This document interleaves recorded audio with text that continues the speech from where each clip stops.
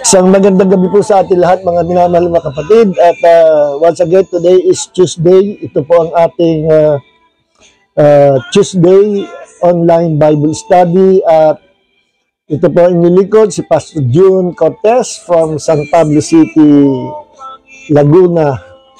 Ito, start na po tayo. God bless everyone. At yung iba po, habol na lang, diretso tayo sa topic natin.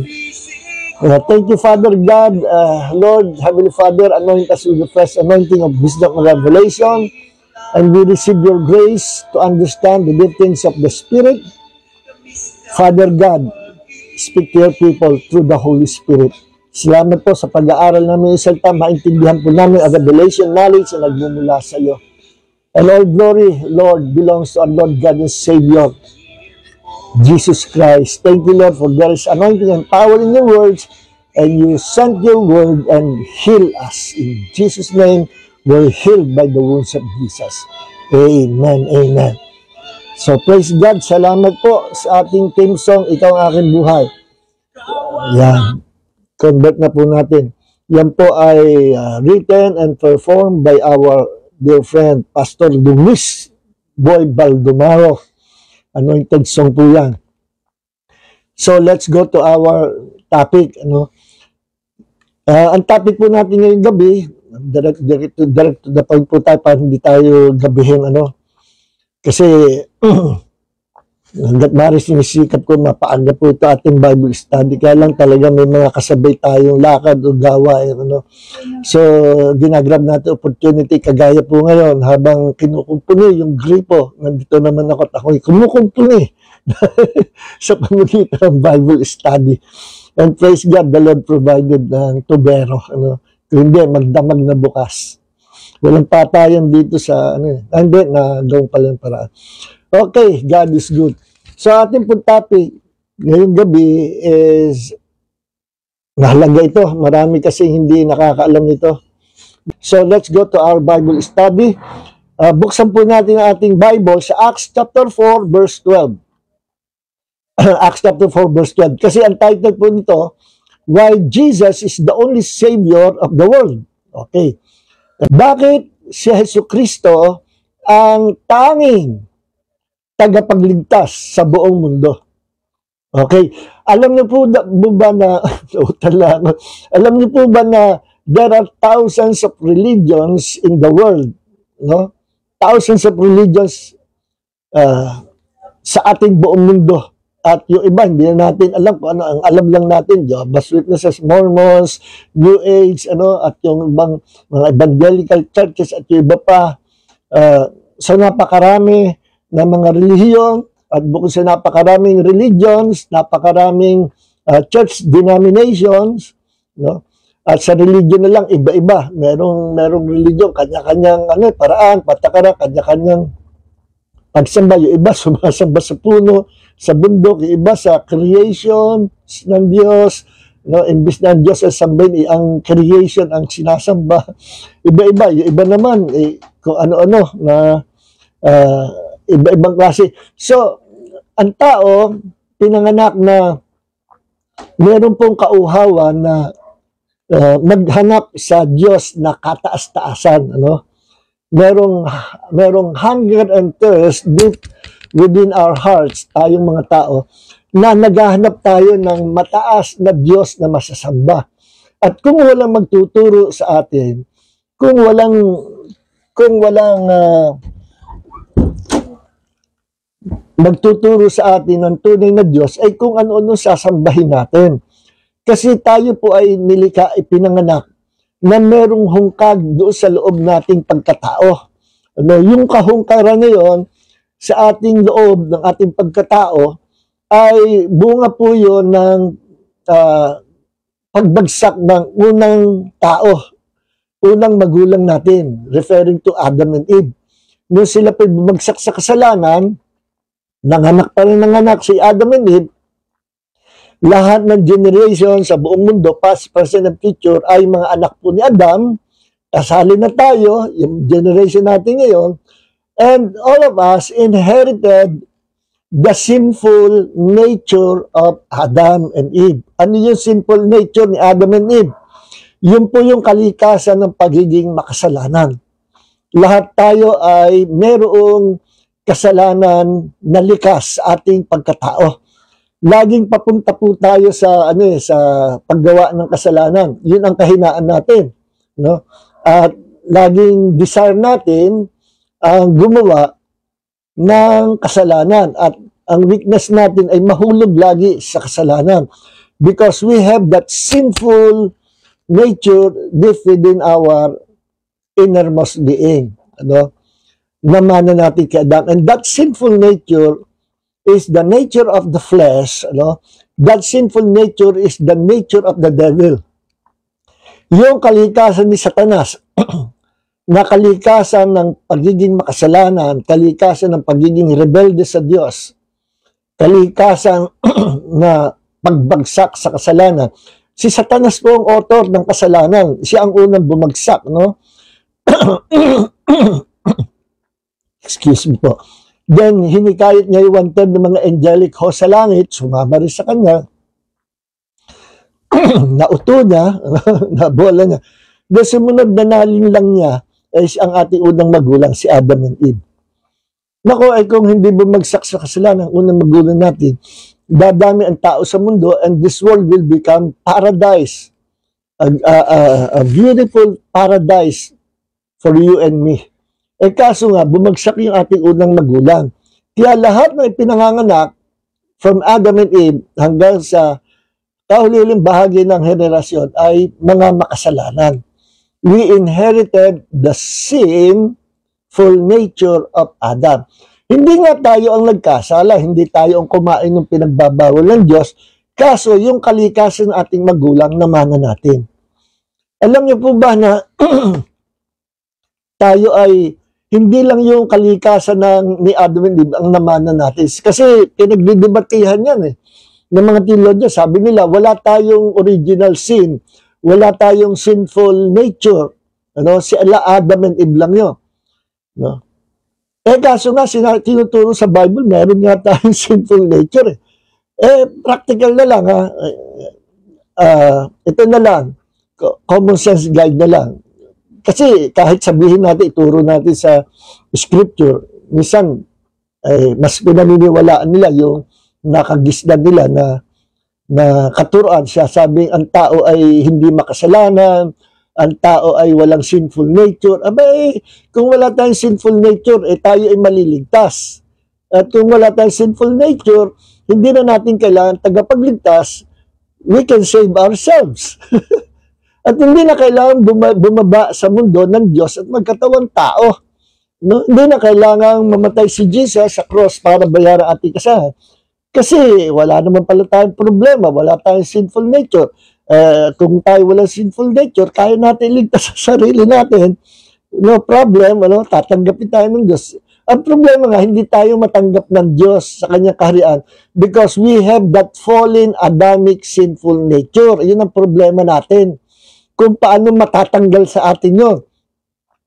Halimbawa, likas na sa atin yun Halimbawa, baboy, pinanganak na baboy. Kahit anong gawin mo sa baboy, yun nga ang kasabihan ng araw. Paliguan mo sa Amerika, ginagawang pet ang baboy, lalo ng mga puting biik. Natutuwa sila, pinapakain, tinatratong pet nila, tinatabi sa pagtulog, pinapaliguan, nilagyan ng ribbon, pinapakol sa loob ng salas, katabing matulog nung nag-aalaga, tuwa sila. Pero pag pinakawalan niya sa labas at nakakita ng pusali o putik, naku, lulublob yan. Bakit? Yun ang nature ng baboy. Ang magpakababoy sa putikan. Parang kalabaw, tuntong maligo ang kalabaw sa putik. Yun ang pagkakalikas. Yun ang nature nila. Ang nature ng pusa, hindi mo mapapalubog sa putik yan. Naku, mapasawsaw sa putik yung paa niya, katakot-takot na dila at katakot-takot na linis kasi malinis ang sa katawan ng pusa. Yun ang kalikasan niya. Ang tupag, ganun din, ay madudumihan. Pero ang baboy, tuntua na wala siya pakano, kaya madumihan tayo. Kaya doon siya maglupasay sa ebak o doon sa putikan, masaya siya kasi yun ang nature niya. Ang magpakasaya sa putikan. At yun ang nature natin, ang magpakaligaya sa kasalanan. No? Yun ang weakness natin, yun ang kahinaan, yun ang fallen nature natin. No? Kaya hindi masasabi wala tayong fallen nature. Ito na nga ang resulta. So ano naman natin kay Adam? Yung fallen nature, yung sinful nature. Kahit sabihin natin, hindi natin naman na yung kasalanan ginawa niya. Pero yung fallen, sinful nature ni Adam and Eve naman natin. Hindi lang yon. We inherited the DNA of Adam and Eve. Therefore, we inherited his blood. We have the sinful blood of Adam. Alam niyo po ba ang sinful nature ng tao ay connected sa blood ng tao? Yes. Alam niyo po ba na sa lahat ng dugo ng tao, lahat ng dugo ng tao ay dugong makasalanan? Because we inherited the blood, the sinful blood of Adam. At alam niyo po ba na meron lang isang tao na walang dugo ni Adam, na walang sinful blood ni Adam.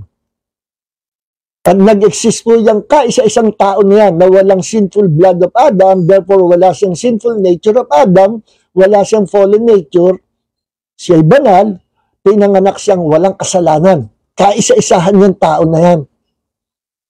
At yung tao na yan, walang DNA ni Adam. At yung tao na yan, walang dugo ni Adam. Ang dugo niya was created direct from heaven. Alam niyo kung sino yung taong yan? Si Jesus Christ. God who became a man. Siya lang ang sa lahat ng tao sa mundo, siya lang ang hindi connected kay Adam. Wala siyang fallen nature ni Adam, wala siyang sinful nature ni Adam, wala siyang DNA, wala siyang blood ni Adam, no? Wala siyang laman ng kasalanan kay Adam. Hindi siya corrupted. Pero lahat tayo corrupted, spiritual and body, nako-corrupt everyday, tumatanda ang ating physical body, nanghihina ang mga tao, nagkakasakit, walang hindi. At ang ending ng buhay natin, lahat tayo physically mamamatay sa physical. At yung namatay ang tao sa physical na hindi nakilala ang only Savior of the world, siya lang pinakawawang tao sa buong mundo. Bakit? Wala siyang Savior.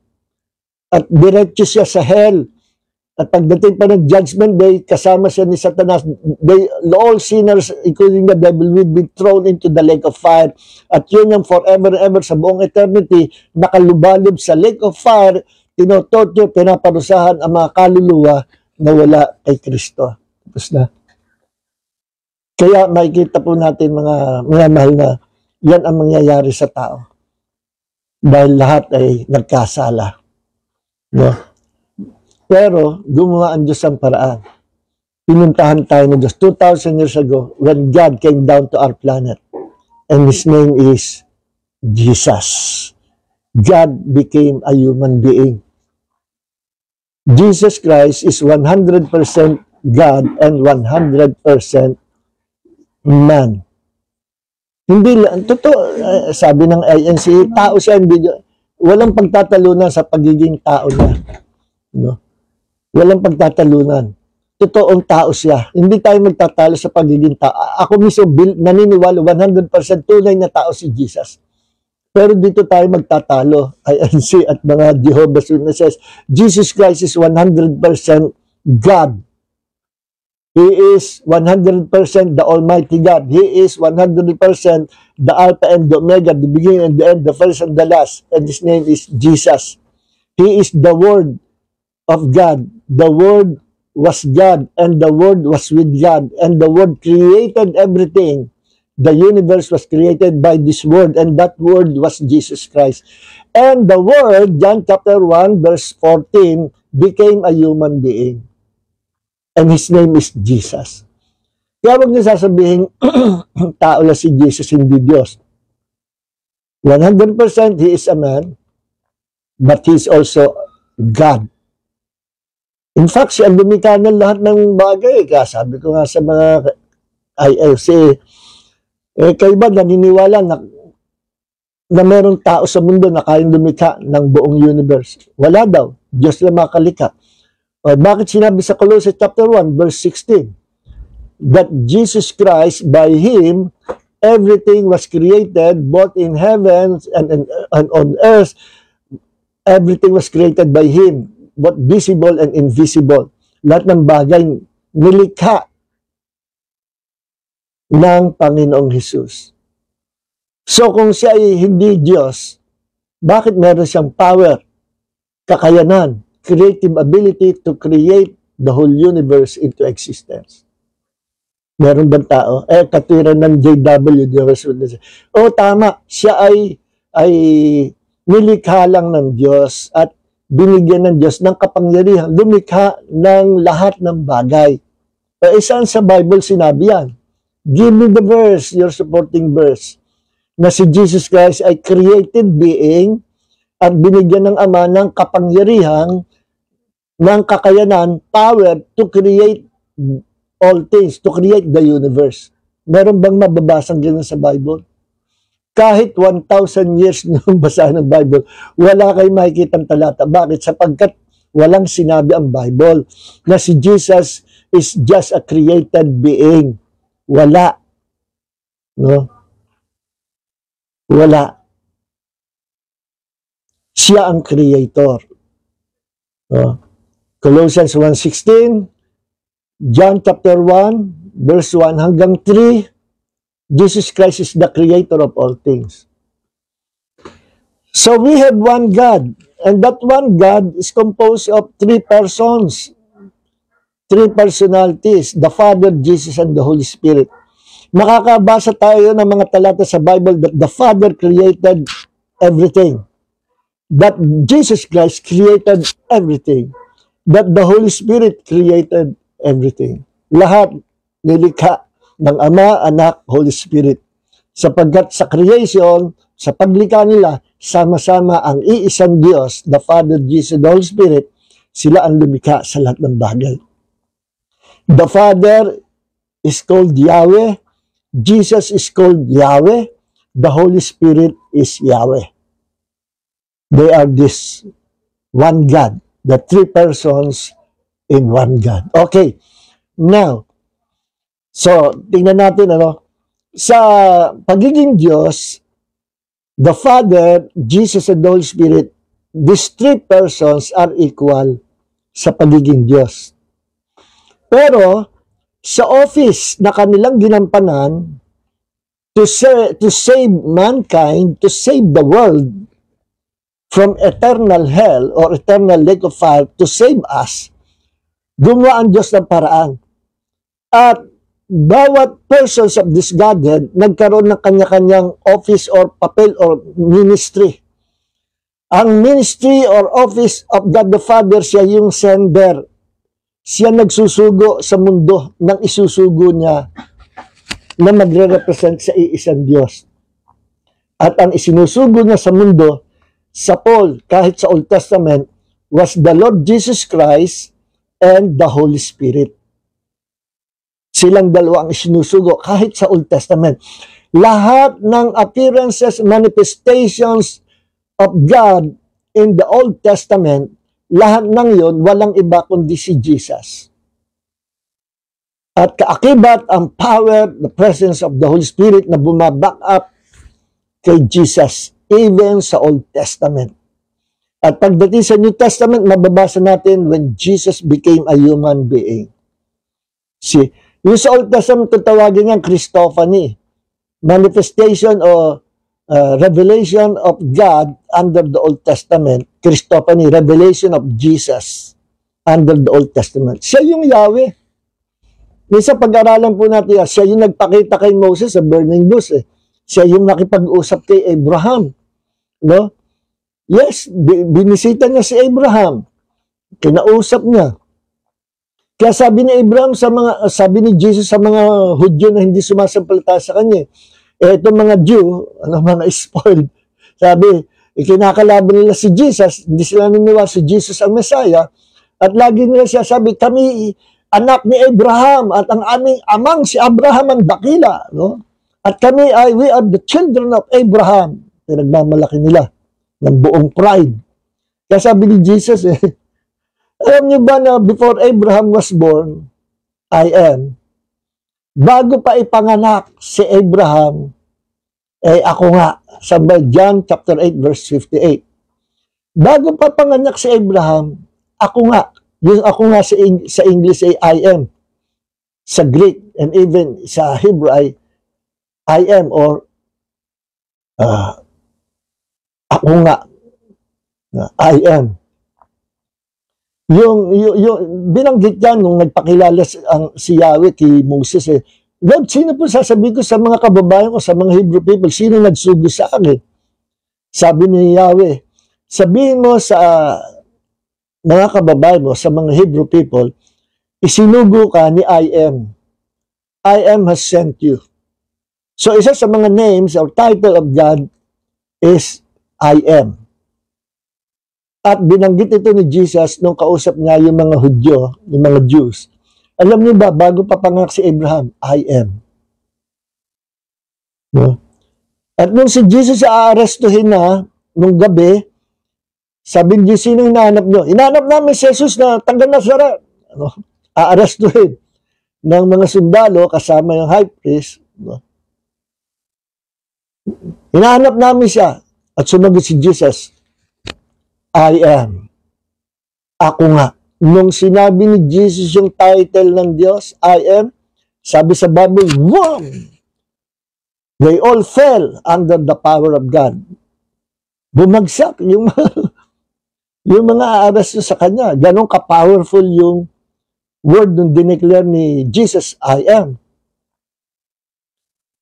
So, kaya sabi ni Jesus doon sa mga Jew, alam niyo ba na natuwa si Abraham, ang inyong ama si Abraham, natuwa nung makita niya ang kaarawan ko noon.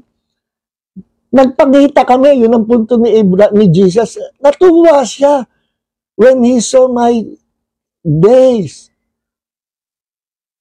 He was glad when he saw me. Yun ang point ni Jesus. Eh, kailan sila nagpakita? Kaya sabi ng mga Jew, wala ka pang 50 years old, tapos sasabihin mo, nagpangita kayo ni Abraham. So dito sinasabi, pinapakita ni Jesus na bago pa siya magkatawang tao, nag-e-exist na siya noon pa. At nagkita sila ni Abraham. Ano ibig sabihin? Jesus Christ is Yahweh. He is the God of the Old Testament. Diba? Meron yan, hindi natin bubuksan sa Jude chapter 1 verse 5 no? Yung mga latest, most reliable manuscript sinabi doon na Jude chapter 1 verse 5, pwede nyong i-check ito. Sa mga ibang translation, sa mga dating lumang translation, sabi, ang Panginoon ang nagligtas sa mga Hebreo, sa Hebrew people, sa mga Israelites, from slavery sa Egypt. Inilabas sila ng Diyos noong panahon ni Moses. Sino naglabas sa kanila? Ang Panginoon daw, si Yahweh. Nandiyan sa Jude chapter 1 verse 5, New Testament.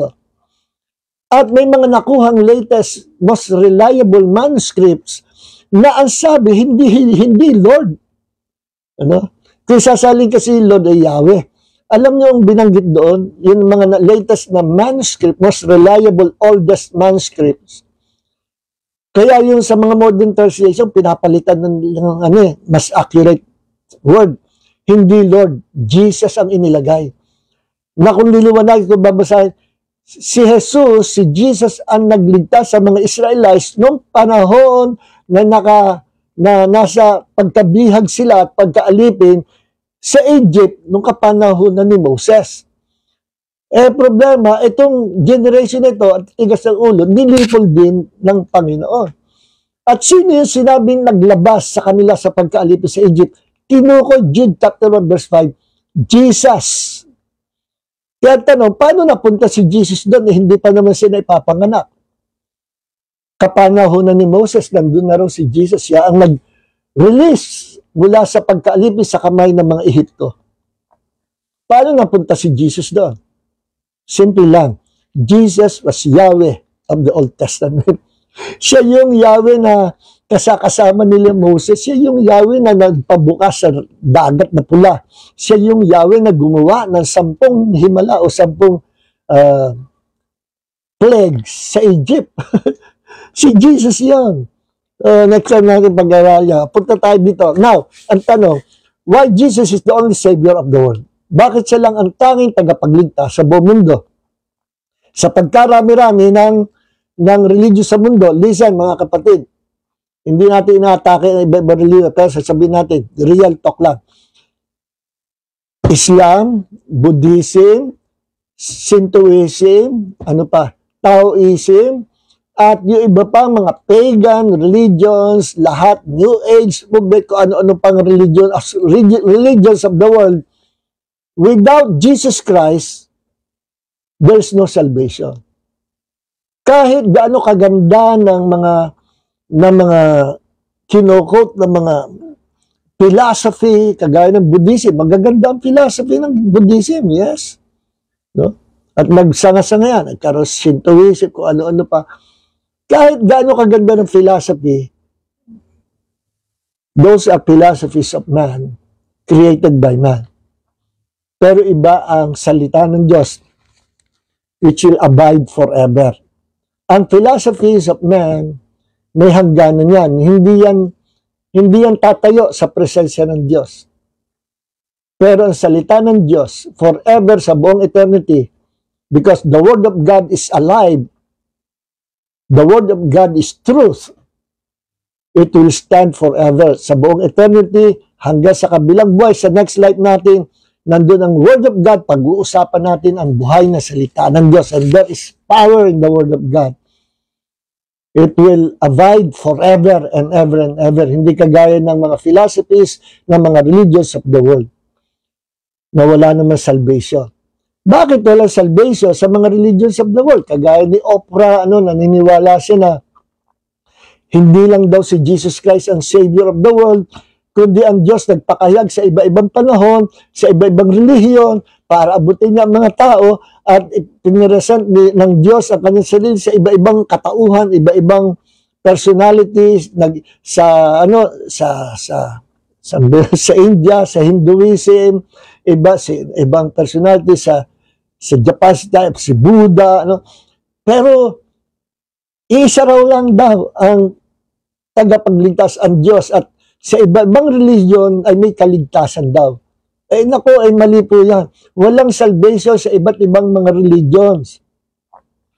Walang salvation. Bakit? Kasi there's only one truth. And that truth, ang katotohanan na yan, dala-dala ni Jesus at siya ang nagsabi, siya ang naghayag ng katotohanan na yan. At sinabi ni Jesus sa outside, sa truth, sa katotohanan, sa salita ng Diyos, lahat ay kasinungalingan na. No? Si Jesus nagparito sa mundo not to establish another religion. Nagpunta siya sa mundo para iligtas ang buong mundo sa kasalanan. And this salvation is not a religion, this salvation is family. Eternal family of God na ginagather ng Diyos ang lahat ng mga taong gustong maligtas through the Lord Jesus Christ at gagawin niyang kapamilya.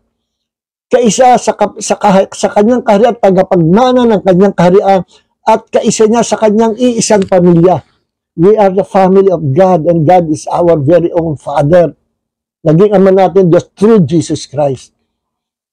Kaya ito ang solusyon ng ginawa ng Diyos. Yung sinabi ko sa inyo kanina, ang baboy, kahit paliguan mo, ribunan, pag nakakita ng puting baboy pa rin, because it is His nature na maging baboy. Paano gagawin para ang baboy wag na maging baboy o wag na pumunta sa pusali?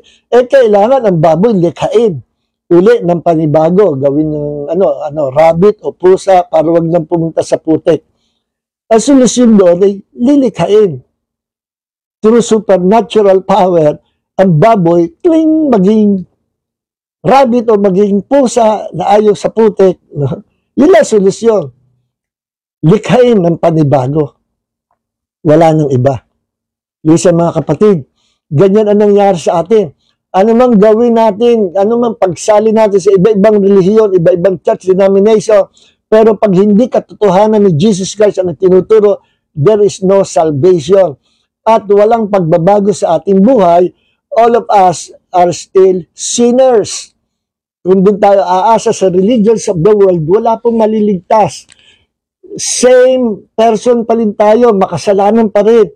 Walang magbabago sa atin. We are all sinners forever. At kaya hindi natin kayang baguhin at iligtas sa ating sarili sapagkat likas sa atin ang pagiging makasalanan, ang Diyos nang gumawa ng paraan. Anong ginawa ng paraan ng Diyos? Sa pamagitan ng kapanganakang maguli. At yan nandiyan sa John chapter 3 verse 3 and 5, nung kausap niya si Nicodemus nung gabi yun, pumasyal ang isang religious leader, religious teacher, at kumonsulta kay Jesus, gusto na marinig at sasabihin ni Jesus. Noong gabi noon, at nag-usap sila. At sabi ni Jesus, no, maliban ang tao ipanganak na maguli, hindi niya makikita ang kaharian ng Diyos. Unless a man be born again, he cannot enter into the kingdom of God. Unless a man be born of water and spirit, he cannot enter, he cannot see the kingdom of God. I tell you, sabi ni Jesus, you must be born again. Yung salitang you ay plural, na ibig sabihin, hindi lang si Nicodemus. Referring ito sa lahat ng tao sa buong mundo, na lahat ng tao sa buong mundo must be born again. Para makapasok sa kaharian ng Diyos, lahat ng tao must be born again. At ang born again experience is not a religion. No? It is a spiritual regeneration, spiritual birth from the kingdom of God. Kaya maganda yung salin sa Catholic Bible, except a man be born from above, he cannot enter into the kingdom of God. You must be born from above. Maliban tayo panganak sa kaharian ng Diyos, hindi ka makakapasok sa kaharian ng Diyos. So, paano nagaganap ang born again experience o kapanganakan sa spiritual para makapasok ang tao sa kaharian ng Diyos? Nangyayari yan only through the Lord Jesus Christ. Kapag ang isang tao ay narinig niya ang gospel patungkol kay Jesus, and what is that gospel? The gospel of Christ is this. Ang Diyos ay nagpapatawad, nagliligtas, nagbibigay ng buhay na walang hanggan sa pamagitan ng Panginoong Hesukristo, na kung ang isang tao ay sasampalataya at isusuko niya ang kanyang buhay sa Panginoong Hesus, sasampalatayan niya na si Jesus ay Diyos, Panginoon at tagapagligtas ng kanyang buhay. Ang taong yon ay ipapanganak sa kaharian ng Diyos. Makakaranas siya ng born-again experience. So mga minamahal, sa mga kaibigan na hindi pa nakaka-experience yan, believe in the Lord Jesus Christ. No? Accept Him. Receive Him to be your Lord. Panginoon ang buhay mo. Your God, your only God, and your only Savior. Kapag sinuko mo buhay mo sa Panginoon, you will experience this new birth, born again experience. Alam niyo po ba, ako yung born again, hindi ko alam eh. Nagtanong lang ako sa Diyos, sabi ko, Diyos, kung totoo ka, magpakahayag ka sa akin. At that time, I was under the influence of drugs. Pero hinanap ko, Diyos, kahit babangag-bangag ka, basta lumapit ka sa Panginoon, nagtanong ka, Diyos, totoo ka ba? Gusto kita makilala. After ilang days, I think after 3 days, merong still small voice, tumingala ka, ako yung sagot sa'yo. Pagtingin ko, Bible. Binasa ko yung Bible. Ayoko nga basahin, hindi ko maintindihan, Book of Revelation, binasa ko. May nakakilala, yung matandang kakilala ko, dating gangster, sabi sa, alam mo, Totoy, nagbasa ko ng Bible, nabagong buhay ko. Naalala ko yung Bible na ayoko nang basahin kasi hindi ko maintindihan eh. Binalikan ko sa bookshelf. Kinabukasan, after ng New Year, dispiras ng New Year, kinamagahan, binasa ko. Sabi, ito, yung dadaan ako doon sa pinagtataguan ko ng Bible, lagi akong napapatigil, parang tinatawag ako.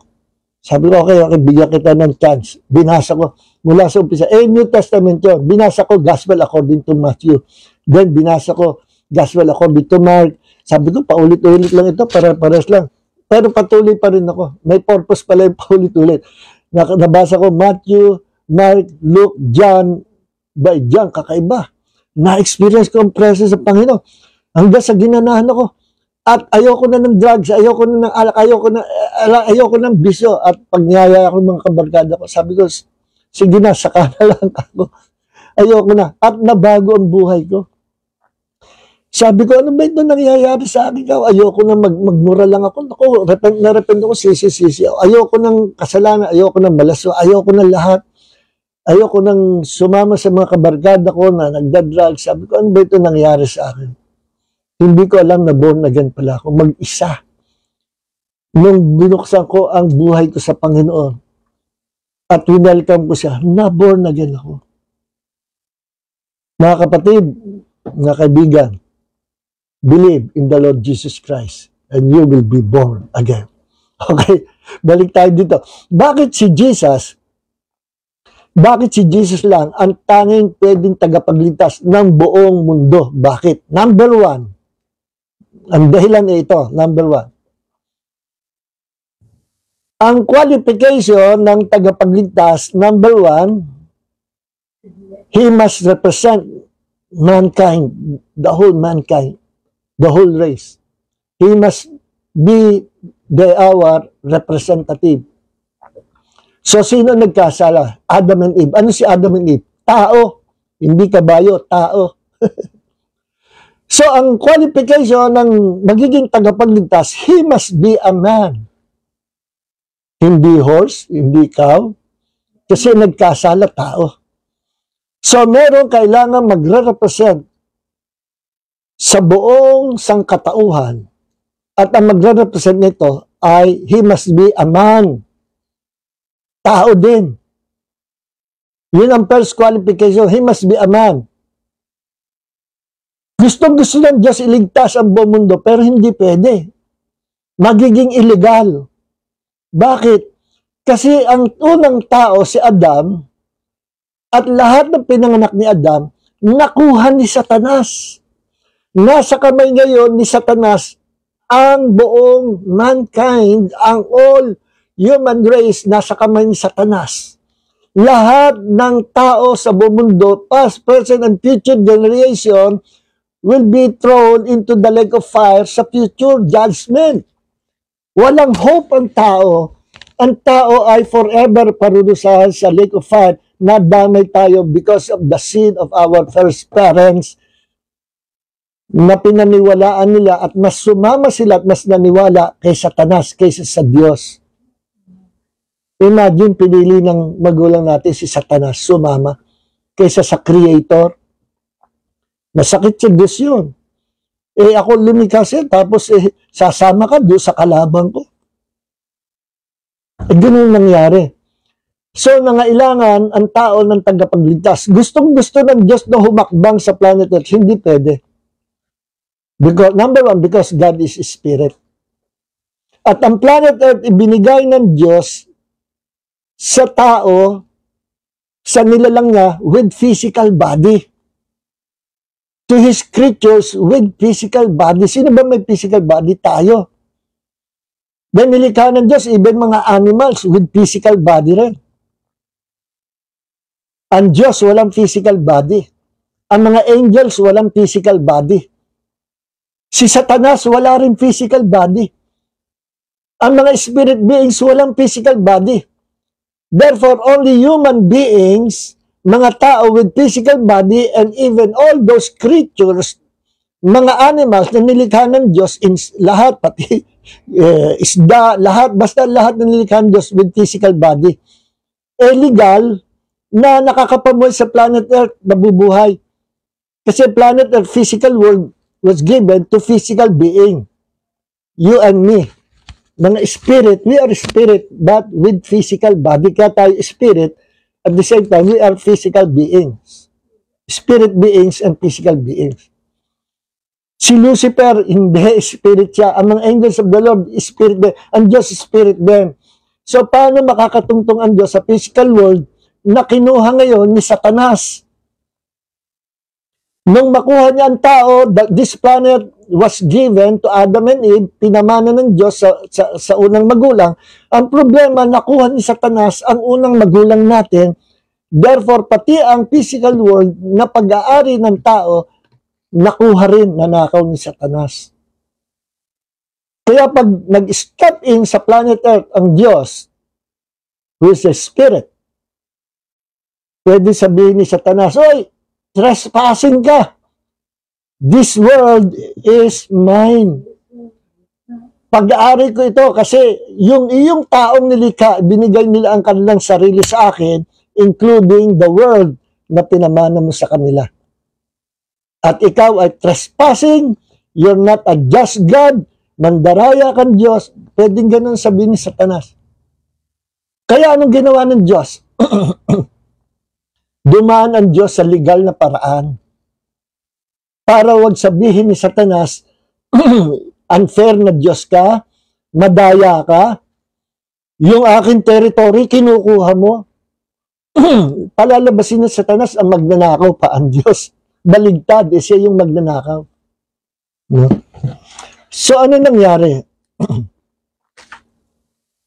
Ano nangyari? Alam niyo ginawa ni Lucifer, ni Satanas, spirit din siya para makatungtong siya sa planet Earth. Naghanap siya ng way, paraan para magkaroon siya ng physical body.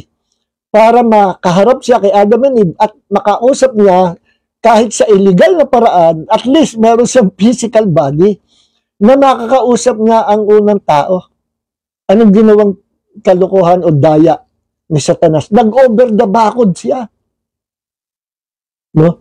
Wala talaga siyang likas sa physical body. Ang ginawa niya, nung makita niya yung pinakamagandang hayop nung panahon na yun, ano yun? The serpent, the snake. Kinuha niya yung katawan. He possessed the physical body of that serpent. At sapagkat maganda yung serpent, nabighani si Adam and Eve, makipag-usap, makipagkwentuhan, at nalinlang, natukso si Eve. Si Eve daw ang natukso eh. Si Adam, gising na gising ang pag-iisip, kusang binigay niya sarili niya kay Satanas. Kaya, nagkaroon ng chance makipag-usap si Satanas sa physical beings, kay Adam and Eve, through the body of that serpent. I believe, pinoses niya yung katawan ng serpent at kinasangkapan niya para makausap na. Nung makuha niya si Adam and Eve, tuwan-tuwa Satanas. Pag-aari niya ang tao at ang buong mundo. Ang next step na pinaplano ni Satanas, alam niyo ko ano, ngayon, nasa under his control si Adam and Eve. Ang next step na kanyang pinaplano, and this is through the revelation of the Holy Spirit. Ang next step ay ito. Kuhanin niya yung bunga, the fruit of the tree of life. Kasi di ba ang kinuha ni Adam and Eve yung magpapahamak sa tao? That the fruit of the tree of knowledge of good and evil, sa Hebrew ay the tree of knowledge of blessings and calamities or curses. Kaya nakapasok ang blessing at the same time nakapasok ang curses sa planet Earth. Tao mabubuhay at the same time tao mamamatay. May mga good food sa mundo pero mayroong poisonous food. Merong good sa mundong ito, pero meron ding evil. Merong blessing din, may ulan, pero may curse din. Pwedeng maging typhoon o storm ang ulan. So, magkasama na nandito sa panahon natin ngayon, ang blessing and curses. Magkasama ang buhay at kamatayan. Ngayon, buhay tayo. One of these days, mamamatay tayo. Kasi nasa flesh pa rin natin yung part ng curse that we inherited from the sin of Adam. So, anong ginawa? Anong plano ni Satan? Makakuha siya ng fruit of the tree of life. Bakit? Anong mangyayari pag nakakuha siya doon? Pag nakain ni Satanas yun, hindi na siya pwedeng husgahan ng Diyos, hindi na siya pwedeng pakialman ng Diyos, the devil will live forever and ever like God sa buong eternity, hindi na siya pwedeng parusahan, hindi na siya pwede pakialman ng Diyos, hindi na siya pwedeng itapon sa lake of fire. Hindi na pwede. Bakit? Sapagkat sa legal na paraan, kinain niya ang fruit of the tree of life, na ang bunga ng fruit of the tree of life, kung sino makakain noon, forever and ever mag-exist yung makakakain noon forever sa buong eternity. Binibigyan ng Diyos ng right to exist forever sa buong eternity na mabubuhay forever. Supposedly, dapat yun ang kinain ni Adam and Eve. Di ba walang kamatay si Adam and Eve? Wala ang kamatayan. No? So, hindi natin alam kung ang tao mabubuhay under the tawag dito, under the list or yung iba, sabi ni theologians, ang tao ay binigyan ng Diyos ng 7,000 years of list. Parang pahiram ang mundong ito, pahiram ang buhay sa tao for 7,000 years. Hindi, ewan ko kung gaano katotoo yun. Yun ay theory ng ibang theologians, pero hindi natin alam bakit nandoon yung nag-exist yung fruit of the tree of life.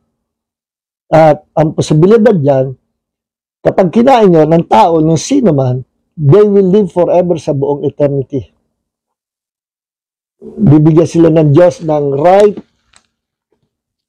eternal life to live forever.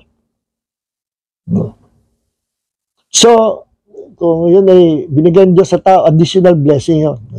Confirmation that man will live forever. Kaso hindi nga yun eh. The tree of knowledge of good and evil ang pinili. So, lahat ng yun, test ng Diyos sa tao kung anong pipiliin ng tao. Pinili ng tao, masama. So, ano nangyari? Yun ang susunod na pinaplano ni Satanas na gawin. At nangyayari yun through Adam.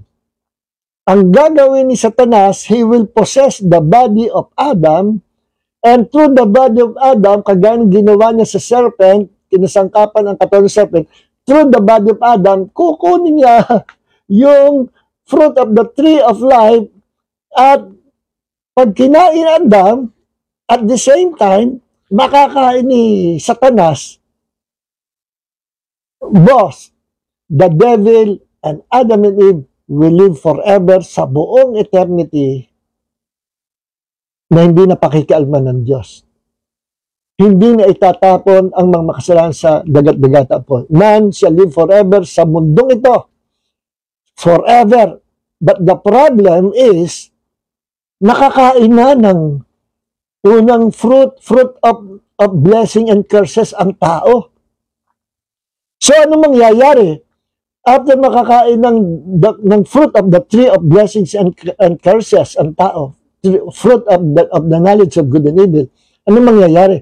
Alam niyo nangyari sa atin, kay Adam hanggang sa lahat ng generation, ang tao mamamatay, ang tao nagkakasakit, ang tao tumatanda, ang tao kumukulubot, ang tao nanghihina habang tumatanda. Kasi decay, corrupted ang ating physical body, spirit, soul, and body, we are corrupted by sin.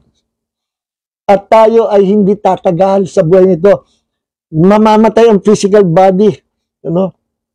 Paano kung kinain nakuha ni Satanas yun at ni Adam and Eve at kinain? Satan and both Adam and Eve and all generation will continue to increase in numbers, dadami ang henerasyon sa buong mundo, at ang mundo'y sisikip sa dami ng tao na walang kamatayan. Imagine, yung si Jose Rizal or si Hitler, buhay pa hanggang ngayon. Buhay pa. Tapos, same mission, pagpapatayin ng mga Diyos, pagpapatayin ng mga tao, at si Jose Rizal buhay pa rin. Ang mga taong masama, good or evil, mga buhay pa rin. Yung iba, kalansay na, nakakasalubong mo. Pare, musta ka na? Ba't ganyan itsura mo? Ito nga, nabulok na nga tayo. Yung isa naman, pare, kamusta ka? Nasaan ka? Ito, nawala, nabulok na yung kalansay ko. And man will continue to exist forever sa mundong ito na tila isang malaking basurhan, mabaho, bulok, corrupt, decaying, sinful. Ang mundong ito ay hindi magiging paradise, magiging isang malaking mabahong, bulok na basurhan. Para sa lahat ng generation na padami, wala namang kamatayan.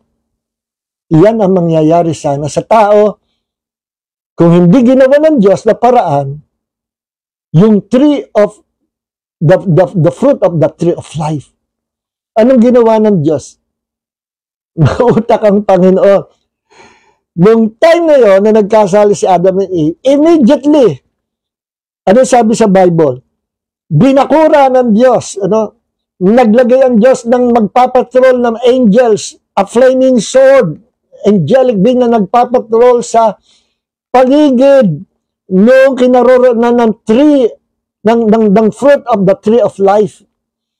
At binakuran yun, at immediately penalized ng Diyos si Adam and Eve sa Garden of Eden. Bakit penalize ng Diyos? Madamot ba ang Diyos? O nagalit ba sila sa tao? At pinagbaramutan ng Diyos? Hindi po. Mahal ng Diyos ang tao. Mahal ng Diyos si Adam and Eve at ang lahat na ipapanganak ni Adam and Eve, mahal ng Diyos. Kaya ang ginawa ng Diyos, immediately penalize sa Garden of Eden para wag nang makapasok sa Garden of Eden na kinaroonan na ng fruit of that tree. That tree with the fruit of life. The fruit of the tree of life. Binakuran niyo para hindi makakuha si Adam, at the same time, hindi makukuha, hindi mapapasok ni Satanas ang fruit of the tree of life. Kaya hanggang ngayon, I believe nag-exist yan. At binakuran Panginoon. Kaya makita niyo ang kabutihan ng Diyos, penalize kagad si Adam and Eve, hindi dahil sa pinagmamaramutan, kundi para maligtas ang future generation. At huwag mapahamak ang future generation. Panalo pa rin ang Diyos. And the devil is still the loser. Mga kapatid, lagyan natin ang part 2 next week. Hanggang dito na lang. Nag-i-stop pa lang tayo. Why Jesus is the only Savior of the world. Bakit? Kasi Jesus is God who became a human being. At ang qualification ng tagapagligtas, He must be a man. Second qualification, He must be a sinless man. Tao na walang kasalanan. Sinong tao walang kasalanan sa buong mundo? Wala. Lahat naging makasalanan.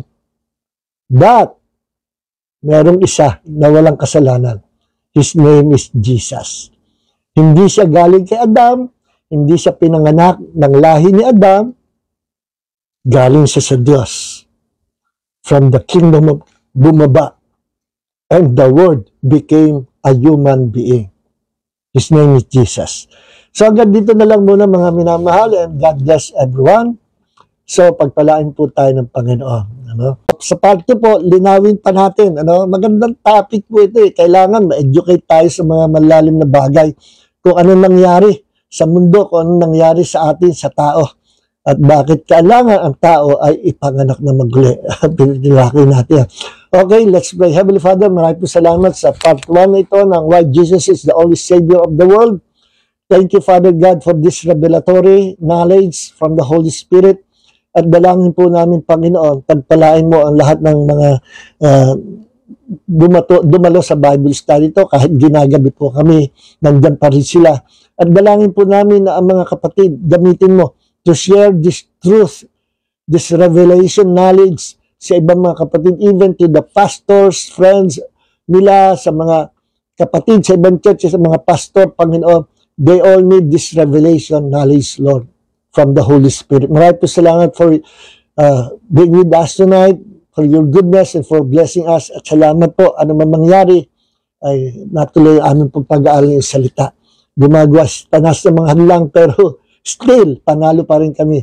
Natuloy pa ang aming Bible study. Lord, bless these people, O God, at yung mga future na viewers and listeners of this video. Bless them with the same anointing that we received tonight. And may the grace of Jesus and the love of the Father and the fellowship of the Holy Spirit be with you all. In Jesus' name, be blessed. God bless everyone. God bless you all po.